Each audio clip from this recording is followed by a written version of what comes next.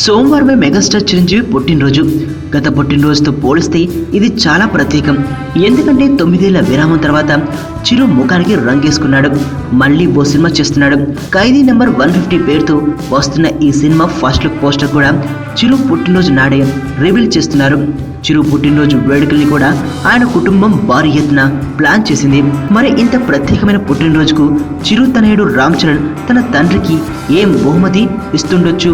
అయితే ఖరీదు చూడకుండా తండ్రికి ప్రత్యేకమైన అనుభూతి కలిగేలా ఓ పెయింటింగ్ వేస్తున్నాడట రామ్ చరణ్. ఆ పెయింటింగ్ విశేషాలేంటో ఇప్పుడు చెప్పనని, అది చూసి తన తండ్రి ఖచ్చితంగా థ్రిల్ అవుతాడని చరణ్ చెప్తున్నాడు.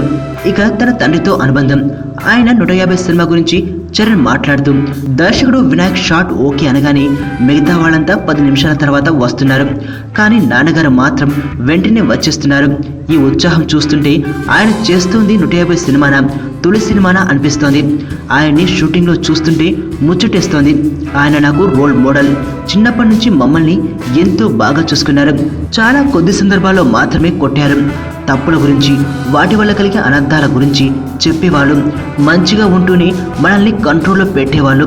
ఆయనకు కొడుకుగా పుట్టడం నా అదృష్టం అని చరణ్ అన్నారు.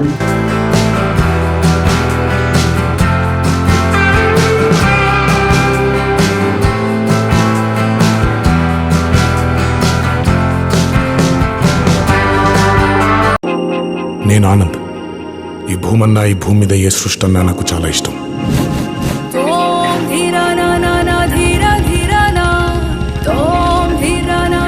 చెట్లు, మొక్కలు, గాలి, నీరు, వాటిని కాపాడుకోవటమే నా పని కూడా. It's a joggers park.